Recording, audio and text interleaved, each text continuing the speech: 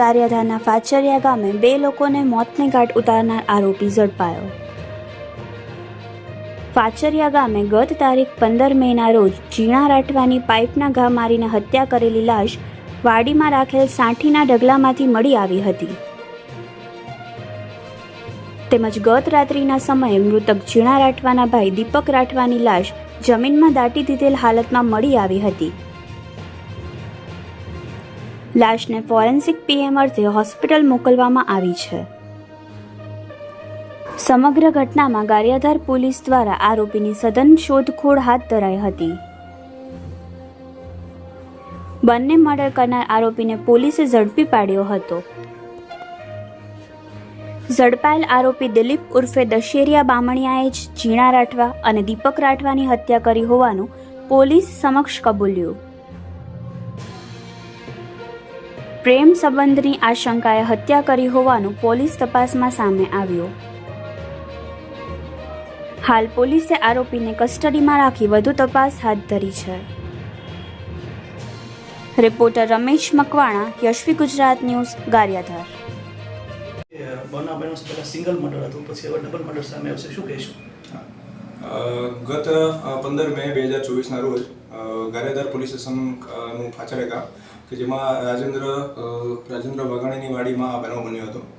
સદરો બનાવની વિગતો જોઈએ તો આ કામનો આરોપી દશરથ ઉર્ફે દશેરિયો ઉર્ફે દિલીપભાઈ કેરિયાભાઈ બામણિયા કે જેઓ અંદાજે 1 મહિના પહેલાં રાજેન્દ્ર વાઘાણીની વાડીમાં ખેત મજૂર તરીકે કામે આવ્યા હતા।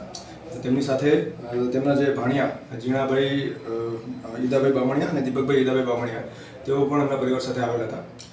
આ સમગ્ર બનાવની વિગત જોઈએ તો જે દિલીપભાઈ કેરિયાભાઈ બામણિયા છે તેમની પત્ની ચંપાબેન તેઓનું જે આડા સંબંધોની વહેમ રાખી એમને ઝીણાભાઈ જે બામણિયા છે તેમનું સૌપ્રથમ મૃત્યુ નિપજાવ્યું હતું। ત્યારબાદ જે ઝીણાભાઈ છે તેમને મૃત્યુ નિપજાવ્યું, તેમની ડેડ બોડી જે હતી એ ડેડ બોડીને એ લોકોએ એક કપાસના જે ખેતર હતા ખેતરની અંદર એ લોકોએ મૂકી અને એની ઉપર જે કપાસનો જે પાક આવે એ પાકને મૂકી અને એની ડેડ બોડી દાટી દીધી હતી।